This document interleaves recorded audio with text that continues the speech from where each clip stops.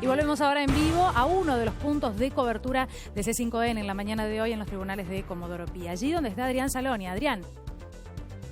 Daniela, muchas gracias. Muy cerca del escenario donde Cristina Kirchner hará uso de la palabra seguramente, pero agradecemos a Víctor Hugo Morales, gracias por atendernos, y preguntarle, usted es un analista de la realidad de hace muchísimos años.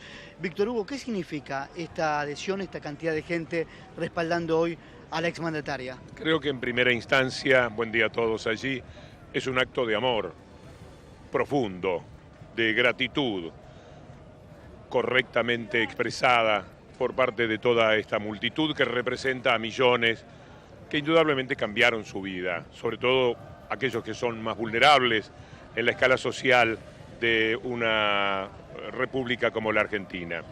Pero además es un acto de protesta al mamarracho jurídico que significa esta causa. Esta troika de poder bastante diabólico que hay en la Argentina, que se lleva todo por delante, que arrasa con todo, con la dignidad de las personas, con las denuncias de una inmensa falsedad que muchísimas veces hay que sobrellevar, le pasa a los medios de comunicación, le pasa a las personas en particular. Es una troika de un grupo mediático totalmente relacionado con lo diabólico del proceder desde el poder, con un grupo político que es una especie de resultante de ese poder mediático y una pata judicial de un poder que está corrompido totalmente por ese poder de lo mediático. Y esa troika eligió una causa que cualquiera entiende. La causa es descabellada, es un verdadero mamarracho. Es decir, de un acto normal de gobierno convertir en un presunto delito con los elementos vacíos por totalmente que presenta el juez Bonadío, por así llamarle, por llamarle juez, me parece que también es lo que determina que la gente esté aquí. Eso entonces es amor e indignación. Víctor Hugo, ya lo dejo con Daniela Ballester, pero preguntarle qué significa la aparición en la escena política de Cristina Kirchner en un momento donde el gobierno de Mauricio Macri, bueno, se nota a simple vista la inflación, los despidos. Creo que va a ser muy fuerte lo que aquí ocurra, que se resguardó cuanto pudo la expresidenta y que el discurso que va a decir desde este lugar, desde este escenario, si todo sucede como tenemos entendido, puede penetrar en la historia, por lo menos de los próximos años, porque no va a ser una aparición continuada la que ella tenga. Seguramente será en ocasiones como esta, en la cual naturalmente es lógico que ante el pueblo que se reúne para aclamarla y para protegerla, ella haga uso de la palabra. En consecuencia, lo que aquí vamos a tener seguramente es un dato muy fuerte que tiene hasta ese aspecto dramático que significa que esté lloviendo y que la gente se mantenga de pie de esta manera sin que nadie se mueva un metro del lugar que ha conseguido, como si se tratase del más alto privilegio al que hoy se puede acceder por parte de un argentino, que es un pedacito de lugar desde donde entregar el corazón a la expresidenta. Lo escucha Daniela Ballester. Víctor Hugo, buen día. Bueno, gracias por este contacto con nosotros, como siempre. Primero que nada, preguntarle, y retomo un poco lo que decía mi compañero Adrián ahí en el lugar, ¿no? Al respecto de inflación, de tantos otros temas, de los despidos. ¿Cree que de alguna manera puede esto tener como objetivo desviar el foco de atención momentáneamente? Sí, lo que pasa es que se les fue la mano, Daniela. Han hecho las cosas de una forma tan brutal que lo que era un disimulo se ha convertido en un agravio. Ellos efectivamente, con todo lo que ha ocurrido, lo que mediáticamente sucedió en torno a otros personajes que fueron detenidos en circunstancias absolutamente evitables, por jueces que trabajan exactamente para ese poder mediático, estableciendo diferencias que son inadmisibles porque nos hemos acostumbrado a cualquier cosa en ese sentido en estos años en la República Argentina, con quienes estaban advertidos de la llegada de ciertos personajes para que pudieran transmitirlo y pudieran generar el escándalo mediático que se dio en estos casos. Todo esto parecía parte de lo que podemos llamar un juego brutal entre esa pata periodística y esa pata judicial, pero ahora se les fue la mano porque han elegido una causa que no tiene ni pies ni cabeza para traer nada menos que a una expresidenta de la República, para lograr la fotografía de una expresidenta subiendo las escalinatas por un caso que cualquier ciudadano del común, hasta el menos entrenado, advierte que es una torpeza desde el punto de vista jurídico, como muy bien analiza hoy el doctor Zaffaroni en una nota que recomiendo en página 12, porque por ahí a nosotros, Daniela, se nos escapan los términos jurídicos más importantes que hay para tener una evaluación de lo que aquí ocurre. Y están muy bien explicados por el doctor Zaffaroni. Pero en líneas generales, todos, los más entrenados y los menos, nos damos cuenta de que este es un accionar irrespetuoso con cualquier aspecto de lo que llamamos justicia. Por eso creo que también, además del acto de amor, del acto de fe, del cariño que la gente le pueda tener a la expresidenta, llamados, convocados por esa indignación, están aquí desafiándolo todo. Esta lluvia de la que yo también tengo que protegerme, porque he venido a hacer la transmisión de mi programa desde aquí, y no sé cómo pude pasar entre miles y miles de personas que ustedes seguramente van a captar con las cámaras de C5N. Víctor Hugo, usted mencionaba justamente a Zaffaroni. ¿Qué lectura hace del encuentro en las últimas horas con la expresidente de la Nación?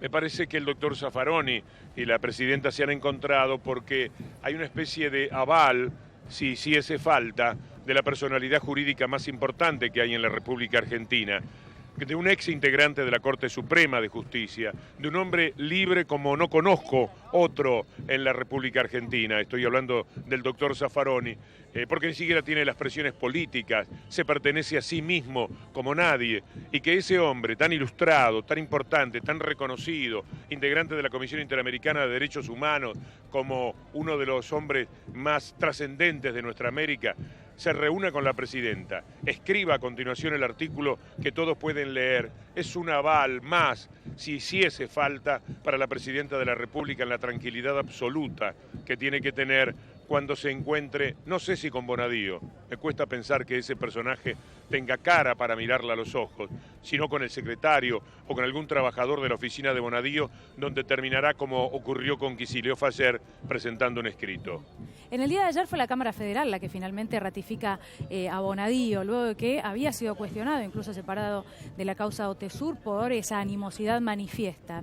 En algún momento se dijo que se podía llegar a evitar el día de hoy, separándolo a Bonadío y por lo tanto modificando su citación. ¿Qué opinión le merece que la Cámara lo haya ratificado en ese lugar que ha sido cuestionado por muchos durante estos últimos días? Es una Cámara que tiene enormes orejas para lo político. Catani, Irurson y Fara, que es un hombre de los servicios de espías directamente, los otros dos no lo tengo tan claro, es un trío de jueces que siempre juegan para el lado del establishment, son los que liberaron de los delitos de evasión y evasión agravada al diario La Nación en su momento, poco antes de aquel allanamiento que decretó otra jueza, Servini de Cubría, por lavado de dinero en el propio diario La Nación. Estos jueces actuaron tan por afuera de lo que era el análisis que había hecho el juez López Vizcayar, que había hecho un excelente trabajo desde el punto de vista jurídico para demostrar la triangulación que con el paraíso fiscal de Delaware había hecho la directiva de los hermanos Aguirre del diario La Nación. Ellos fueron los que permitieron, los que dieron el aval para que eso ocurriese, justamente en un tiempo en el que los temas de paraísos como Delaware, por ejemplo, dentro de los Estados Unidos son especiales. La Cámara debe haber pensado que políticamente era una locura el desafío que ha establecido. A ver si me ayudan con el auricular, perdón por la torpeza. Pero también evaluaron que era como dar un paso atrás, porque todo el mundo iba a entender que era el gobierno, la troika, la que se acobardaba y decía no podemos, lo que va a ocurrir es muy fuerte, así que lo tenemos que evitar, se habrán dicho en determinado momento. Y estaban en esta opción bastante difícil para ellos desde el punto de vista político, pero finalmente habrán entendido, desde lo que se les dijo, que era peor no mantenerse en lo que había dicho Bonadío. Era desautorizar en Bonadío todo lo que el aparato judicial está haciendo en estos momentos. Era mostrar claramente que una Cámara, que por otra parte es muy obediente de esos poderes políticos, tenía que desautorizar a Bonadío, con lo cual todos los jueces que están actuando y esos fiscales tan difíciles de presentar con el nombre de justicia, como Marijuán, por ejemplo, iban a quedar muy pegados, como suele decirse. Así que la Cámara evaluó todo esto y terminó ratificando que Bonadío continúa con la causa, pasándole por encima al evidente caso de recusación plenamente justificada que había hecho el señor Vizcay cuando recibió todo tipo de ataques y de agravios en el destrato al que lo sometió el juez Bonadío o el juzgado de Bonadío. Víctor Hugo, ¿y cómo cree que afecta al partido político gobernante en este momento, en un momento en el que hubo despidos, como decíamos, cifras de precios que aumentan constantemente? ¿Cómo afecta esta nueva aparición del expresidente de la Nación? Entretiene este tema a la opinión pública. Hoy estamos abocados a esto. Mañana yo vi anoche C5N, vi el excelente análisis de Berkovich en el programa de Silvestre, que mostraba el tema de las cuentas y el compromiso que tiene Macri por ser presidente, porque no estamos hablando de un privado, estamos hablando de alguien que ha ejercido cargos públicos desde hace muchos años como jefe de gobierno de la ciudad de Buenos Aires, cuya responsabilidad desde el punto de vista de la ética de un funcionario era parecida o igual a la que tiene como presidente de la República. Entonces, con todo esto se genera la posibilidad de desviar la mirada, que es un propósito que permanentemente ha tenido el gobierno. Es un gobierno cuyo grado de cinismo supera la forma hipócrita en la que a veces el poder se maneja, necesariamente por ser el poder, que no siempre puede decir la verdad, que no se puede manejar totalmente por ese camino. Pero ahora se les ha ido la mano y en consecuencia, para tapar miles de despedidos, debe haber muchos aquí que justamente no tienen trabajo y se han venido hasta aquí a gritar su dolor de despedidos, de personas que han pasado a ocupar la masa de desocupados que el capitalismo siempre necesita para que el trabajo valga mucho menos. Y aquí están los que dentro de poco no van a poder viajar a su trabajo y en todo caso tendrán que emprender kilómetros y kilómetros a pie porque en algún momento no les va a dar, con sueldos muy pero muy viejos ya, con sueldos del año pasado. Estamos viviendo un año 2016 en el que la carestía de la vida ha superado todos los límites que nosotros hemos conocido en estos años. Nunca hubo semejante inflación y sobre todo nunca ocurrió que la inflación derrotase de una manera apabullante al salario del trabajador. Siempre el salario estuvo por encima de la inflación, por lo cual hablar solo de inflación era un límite que nos poníamos. Pero no era toda la verdad, porque la verdad también tenía que ver con los salarios que se iban incrementando generalmente por encima de la inflación. Pero ahora no, ahora tenemos una inflación pavorosa, decretada para favorecer a los más ricos, para favorecer a sus amigos, para transferir riquezas de los trabajadores a los que tienen mayor poder económico. Bueno, y esas medidas que fueron las... Perdón, Víctor Hugo, pero hay un punto que, por supuesto, ninguno de nosotros olvida, ¿no? Y que tiene que ver también con las explicaciones y la investigación por las cuentas offshore, por esta función de director que trató de explicar el presidente de la Nación, pero que, por supuesto, algunos tendrán la sensación de que hacen falta más respuestas. Mi pregunta es, ¿qué pasa con eso también? Porque hablamos de lo que sucede con los precios, lo que sucede con los despidos, pero entiendo que ese tema también momentáneamente queda como postergado. Sí. Me da la sensación de un altísimo compromiso. En algún momento esto va a pasar. El discurso de la presidenta será repetido varias veces, será el comentario del fin de semana todavía, pero en algún momento van a volver a la realidad. Y esa realidad está hecha también de medidas que se relacionan con este dolor que significa para el pueblo el agravio a la expresidenta Cristina Fernández. Porque no nos olvidemos que todo esto sucede a partir de que el gobierno decidió la devaluación, esa devaluación que hizo para favorecer a sus amigos, a las cerealeras, para perjudicar directamente al pueblo sin importarle y para beneficiar a lo que compone su élite.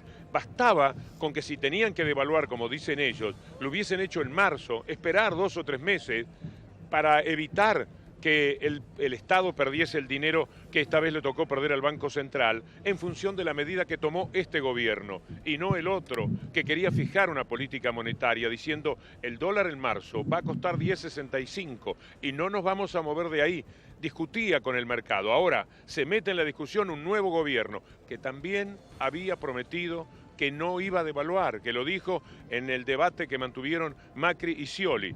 Pero bien, una vez más era mentira. Iban a devaluar. Esperen un poco, van a perder 60.000 millones, 40.000 millones, no sé, la cifra oscila, yo no tengo cómo precisarla, pero supongamos que son 60.000 millones de pesos. A la vieja cotización del dólar son más de 6.000 millones de dólares. Espera 2 meses para favorecer a tus amigos. Deja que se termine la apuesta que se había hecho con el mercado y entonces sí, decí no tengo más remedio y devaluar. Pero no lo hagas en la primera medida. Gestiones como para que todo el pueblo lo padezca, el pueblo trabajador lo padezca, para favorecer a tus amigos y encima para perjudicar al Estado en la brutal cantidad de dinero que se ha perdido. También de lo que políticamente esto significa tendría que dar cuenta, tenemos que presentar esa factura al actual gobierno. ¿No tenían posibilidad de esperar un par de meses para devaluar? ¿Lo tenían que hacer en el primer momento? ¿Le hicieron ganar 60.000 millones de pesos, que siempre lo que los ganan son sus amigos, los bancos, etcétera, porque no hay nadie? Por supuesto, Kicillof no ha ganado, no hay, las personas que han ganado este dinero están perfectamente determinadas. Entonces ganaron los amigos de ellos, siempre ganaron los amigos de ellos, porque decidieron que no podían esperar por la devaluación. Insisto, Daniela, bastaba nada más esperar un par de meses para devaluar y esto no hubiese ocurrido, es decir, hubiese tenido razón el gobierno anterior que apostaba a que el mercado tenía que aceptar el valor del dólar en 10.30 y si no hubiese perdido. Salían de esta coyuntura y después devaluaban. No lo hicieron en el apuro que tenían por favorecer a sus amigos. Víctor Hugo, y al respecto de la declaración de Urtubey, que ha dicho recientemente que no está bien llevar a una hinchada a declarar. Primero que nada quiero preguntarle si le parece que la gente convocada allí, nos ha esbozado algo, ¿no?, al respecto de cuáles son las razones por las cuales están en el lugar, pero usted estando en el lugar, ¿le parece que esta gente está erróneamente en los tribunales? Hubo un pequeño corte. Sí. ¿Me puede repetir la pregunta, Daniela? Básicamente por la declaración de Urtubey, no sé si está al tanto, dijo que no le parece que esté bien, que no hace falta llevar hinchada a declarar. Pero creo que no lo pidió, creo que esto es absolutamente espontáneo, que no hubiera tenido esa manera de pararlo, que no hay forma de detener al pueblo cuando se quiere expresar. Me parece muy inadecuado de parte de Urtubey. Urtubey creo que se da cuenta que lo de Macri, el romance con Héctor Mañeto y con el Grupo Clarín, tiene una fecha de vencimiento que es cuando no se pueda más por los padecimientos que están tirándole al pueblo. Y él se siente un candidato de ese establishment. Urtubey puede militar en el partido político que sea, pero él se siente parte del partido de lo establecido, del partido mediático. Entonces, como a Mañeto, ahora que cambió el país, ahora que no tiene un poder político que le dé contra al poder establecido, al poder corporativo, le ha dado lo mismo. Macri, al que mañana mismo puede destrozar si es necesario, Urtubey, para cambiar y que nada cambie, con la vieja enseñanza del gato pardo, puede ser algún otro que no voy a comprometer en esta respuesta tan solo porque la demanda venía por el lado de Urtubey. Me parece penoso no ver lo que es el pueblo. Me parece que Urtubey se ha perdido la maravillosa oportunidad de saber que cuando el pueblo canta de esta manera, cuando el pueblo desafía cualquier cosa para gritar su verdad, así no tuviese razón, es respetable. Me parece un triste procedimiento político y me parece además una traición. Si ustedes buscan en los archivos, podrán encontrar muchas expresiones que tenían otro contenido de Urtubey respecto a la presidenta. Quedé francamente dolorido, porque me parece que se llega desde el punto de vista político en las ambiciones de las personas a límites que no son necesarios. Urtubey no tiene necesidad para posicionarse políticamente como un candidato del establishment de recorrer esta expresión tan cruel contra una persona a la que tanto alabó y en algún momento tanto agradeció. Ahora, en el momento de la mala, mirar al pueblo que viene, decir que ese pueblo fue convocado cuando es una expresión evidentemente espontánea, no ver, no escuchar estas voces, quedar afuera, estar sordo para lo que seguramente ustedes están captando en estos momentos y van a captar mucho mejor después. Me parece que desde el punto de vista político es una tristeza y que seguramente también la historia o por lo menos el presente convertido en historia, le va a pasar alguna factura. Bueno, mientras hablamos con usted, yo veo en la mitad de pantalla, bueno, parte de esa gente que ha ido no solamente al barrio de Recoleta, sino en la mañana de hoy a Comodoro Pi, ¿no? Y pienso rápidamente en aquellos que intentan descalificar a la militancia o decir que solo hay militantes con banderas, en el día de hoy, por ejemplo, en Comodoro Pi. ¿A usted qué le parece? Si yo diese vuelta a la cámara, lo puede hacer Adrián, en algún momento. Toda la gente que rodea en este momento, lo único que van a encontrar es personas del común. Una señora que hace un tiempo me recuerda, me dio una revista. Venga, acérquese un poquitito, ¿me permitís? Sí, por favor. Porque quiero que vean la gente del común. Miren, esta súper militante, que es una señora a la que he visto en la Feria del Libro. Hace poco me entregó una revista cariñosamente. ¿Por qué vino? ¿Cómo vino? Vine porque, bueno, justamente no soy militante de ninguna agrupación. Soy una persona común y silvestre que tenía que estar aquí hoy. Da gusto, perdón. No, por Aparte favor. de encontrarme de casualidad con usted me encantó. Muchas gracias. Mira hasta dónde llegó esta señora, absolutamente del común. Venga usted, señora, un poquitito nada más. Gracias, Víctor. A ver, venga, ¿usted por qué vino? Mire la cámara. Porque tenemos que estar Para con que vean. porque tenemos que estar con Cristina. Cristina es el pueblo y el pueblo tiene que... ¿Pero por qué está? Porque es un abuso. ¿Qué sabe Es de un- esta causa? Que el juez es un asesino. No ¿Qué? se le vaya la mano. ¿Mató dos personas? ¿Mató dos personas o no? Sí, a uno uno de por los la delincuentes, espalda. uno por la espalda, es verdad. Bueno. Pero esto no debilitaría lo Si que fuera- jurídica. Las causas la conoce, entiende lo que ha Supuesto, pasado. ¿cómo no voy a entender? Es una causa que es una decisión económica que tomó el gobierno de Cristina y ellos se montan sobre eso para hacerle un juicio a Cristina. El culpable es el señor Macri que devaluó, porque si el Macri no hubiese devaluado, no hubiese perjuicio para el país. Muchas gracias, perdonen esta digresión, pero No, por favor, se dan por favor. cuenta cómo Víctor cualquier Hugo, lo que quiera, por supuesto. Es de lujo para nosotros que intente también mostrar lo No. que dice la gente, ¿no? En definitiva, los que están ahí, los que tienen voz para y a quienes le damos micrófono para que nos cuenten cuáles son las razones personales de cada uno, ¿no? son los que las personas que están más cerca de este lugar. Es decir, han llegado hasta aquí, evidentemente, personas muy del común, muy gente de a pie, como decimos. Pero lo que es interesante, Daniela, Adrián, es que a la primera persona que le pregunté conoce el caso perfectamente. Y esta es la debilidad de Bonadío, tan impresentable él, de esta parte del Poder Judicial y de lo que han alimentado los medios de comunicación. Es tan débil la causa que el fin de semana se dedicaron a hablar de lo que pasó con la otra, con la denuncia también estúpida, baja, impresentable de Marijuán, para confundir, para que la gente pensase que Cristina venía a declarar por aquellos que dijo el testigo arrepentido o como le quieran llamar, y no por esta causa que no la pueden presentar, que no pueden de ninguna manera decirle a la gente, porque la gente lo entiende, como esta señora lo decía pero muy claramente. Hay mucha debilidad del lado de los malos, del lado de los que ofenden, del lado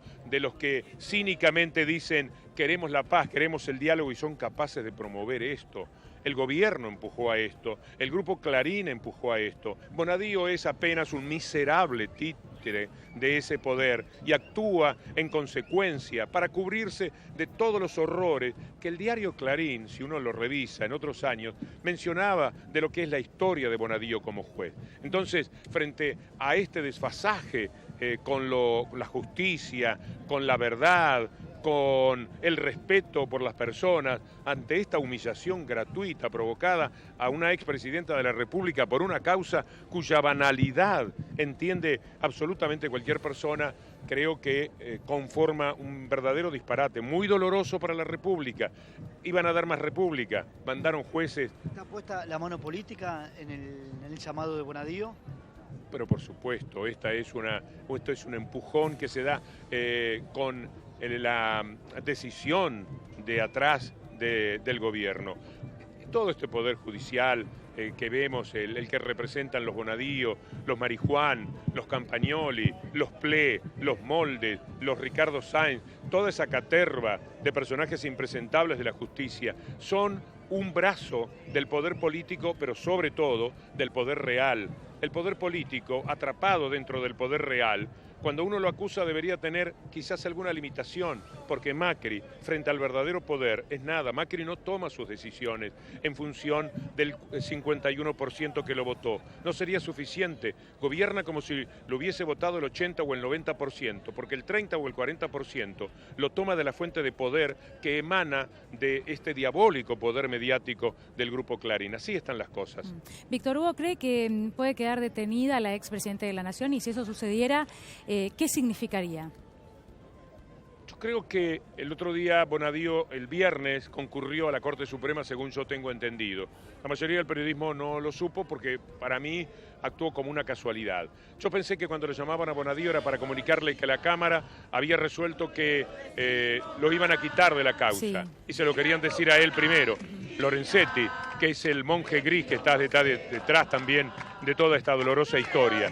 Pero no, debe haber sido para decirle, mirá, la Cámara te va a ratificar, pero no vas a cometer la locura complementaria de todo lo que estamos haciendo, de dejarla detenida. Vas a generar una toma de la Bastilla o algo por el estilo, porque la gente está realmente muy indignada, se da cuenta de que esto es un zafarrancho que estamos haciendo. No se lo habrá dicho con estas palabras, habrán sido otras, pero seguramente a Bonadío le limitaron la posibilidad de dejarla detenida, porque ya es, si llegaron a los confines de lo que uno imagina en los despropósitos con esta convocatoria, yo no alcanzo a dimensionar, a pensar lo que significaría para esta gente que le digan que la Presidenta de la República ha quedado presa por este invento fabuloso, diabólico, absurdo, impresentable, vergonzoso. Las palabras han perdido su rango, Daniela. Uno dice vergonzoso y ya no dice lo mismo que antes. Las palabras están debilitadas por lo mucho que las hemos tenido que utilizar.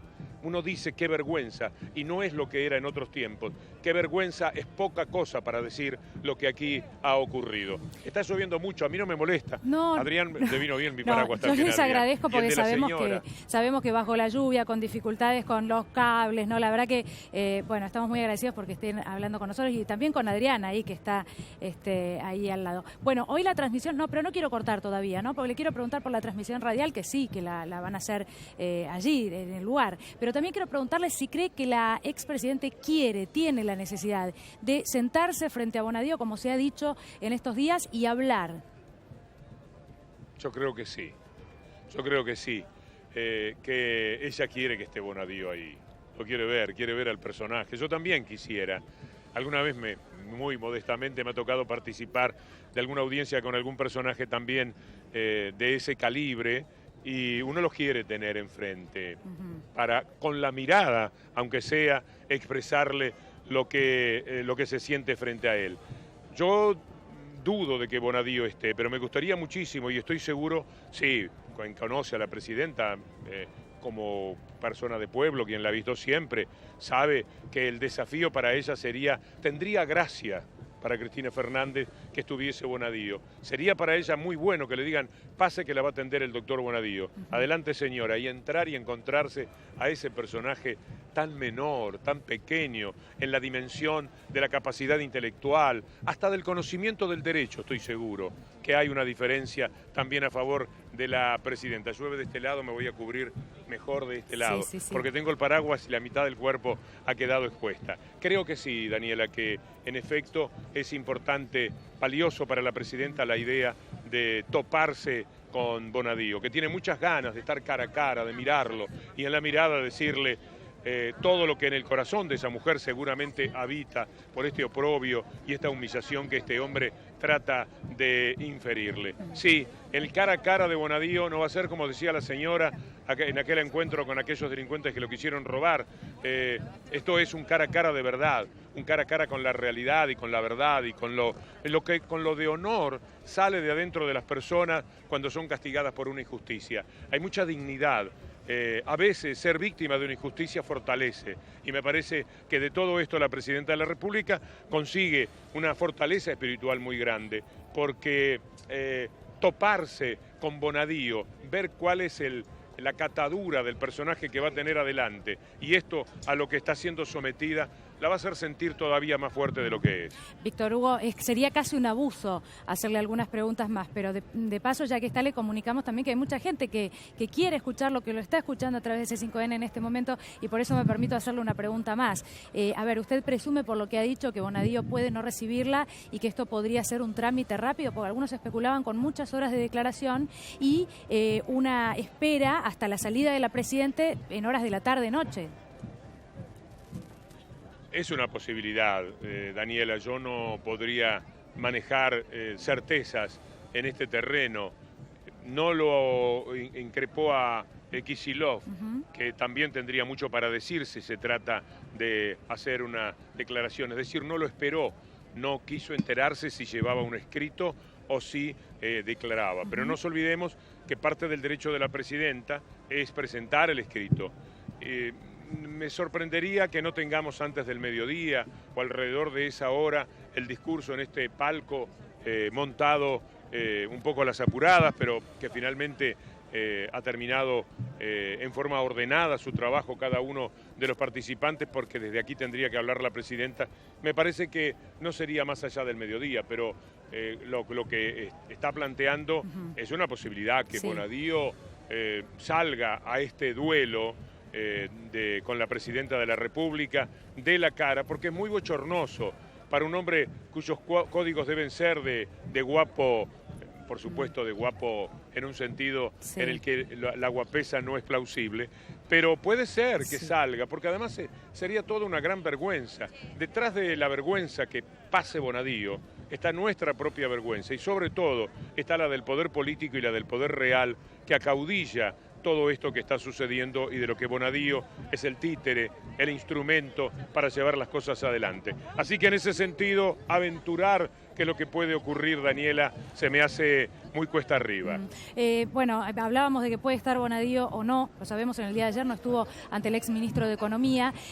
Sabemos que los jueces en algunos casos, bueno, tienen sus auxiliares para tomar este tipo de declaraciones, ¿no? Pero tratándose de un tema tan importante, que incluye o implica una decisión de gobierno sobre lo económico también, que nos afecta a todos los argentinos, ¿qué lectura hace de que un juez como Bonadío en el día de hoy probablemente no esté o no haya estado en el día de ayer, esto ya es un hecho concreto, ante el exministro de Economía?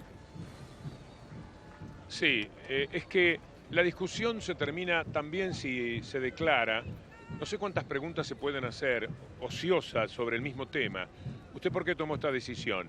Porque soy la presidenta de la República, porque me parecía lo más conveniente para la República, porque yo le quería decir al país qué era lo que valía el dólar, y yo quería mantener esa cotización del dólar, porque si bien podía generar inconvenientes en un sentido, fortalecía muchas otras cosas, por ejemplo, el trabajo. Yo he puesto la prioridad en que nadie pierda su empleo y, si es posible, generar nuevos empleos. Y para esto, en mi política, el dólar es muy importante. Entonces tomé esta decisión.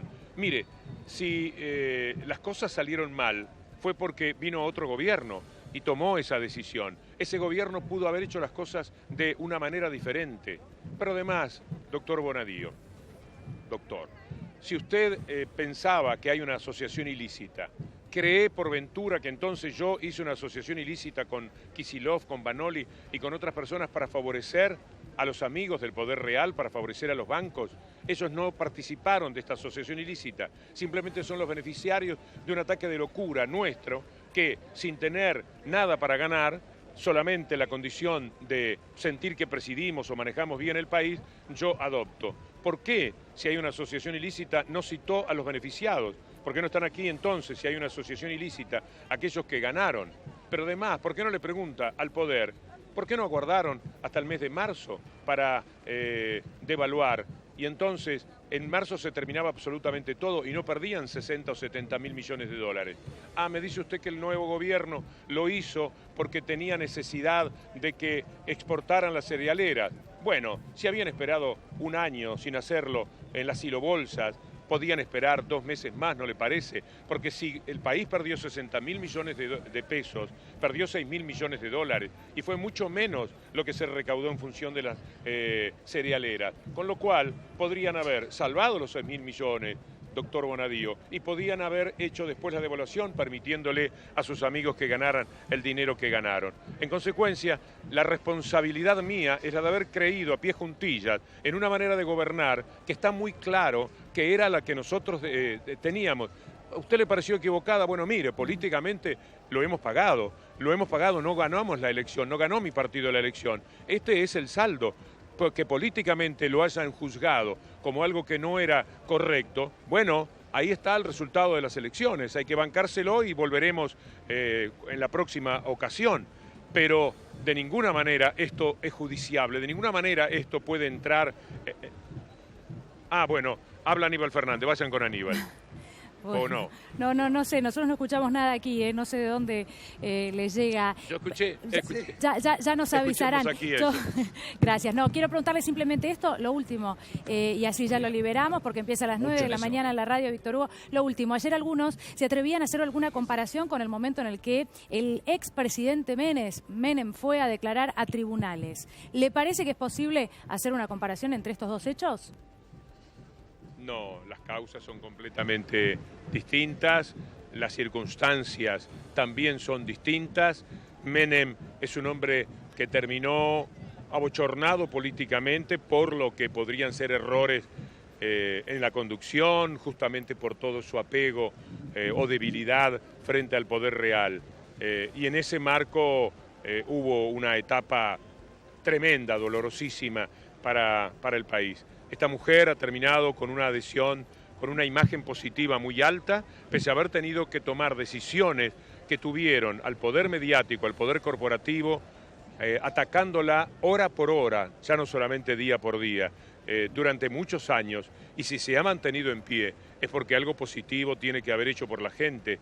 La gente reacciona por muchos motivos, cumple con actos de fe, tiene su corazón, le gusta tener razón, todo esto puede ayudar. Pero si las medidas que se adoptaron no fueran las inclusivas, las respetuosas para los vulnerables que se adoptaron en estos años, difícilmente esto que estamos viviendo ahora aquí estuviese ocurriendo. Por lo tanto, la distancia que hay de Menem como un presidente que era parte del poder real, porque lo cooptaron, porque lo dominaron, porque lo atraparon, desde una famosa reunión que tuvo el 12 de junio de 1989, el día que Alfonsín, el doctor Alfonsín, y aquí sí, el doctor Alfonsín, decidía dejar el poder volteado por estas corporaciones con el grupo Clarín al frente. Los que estaban sentados en La Rioja determinando el futuro eran Héctor Mañeto y Carlos Menem. Menem, en todo caso, es una víctima desde el poder político de ese poder real. Y así actuó, y así quedó en la historia. Lamentablemente para Menem, en un lugar irrecuperable. Me parece que no es la misma historia y por ende, ni por asomo, la misma situación jurídica la que tiene que afrontar la recientemente presidenta de la República. Bueno, Víctor Hugo, muchas gracias, muchísimas gracias por este contacto con nosotros, por la paciencia, porque sé que se están mojando y porque incluso nos ha dado la oportunidad de hablar con la gente. AM 750. Doctora Alfonsini, hasta luego. Sí, ahí voy a estar. Un saludo para Javier, para toda la producción, un abrazo muy cordial y para mí también ha sido un gusto. Muchísimas gracias. Gracias también a Adrián Saloni allí en el lugar, que bueno, ahora podrá descansar ya su brazo.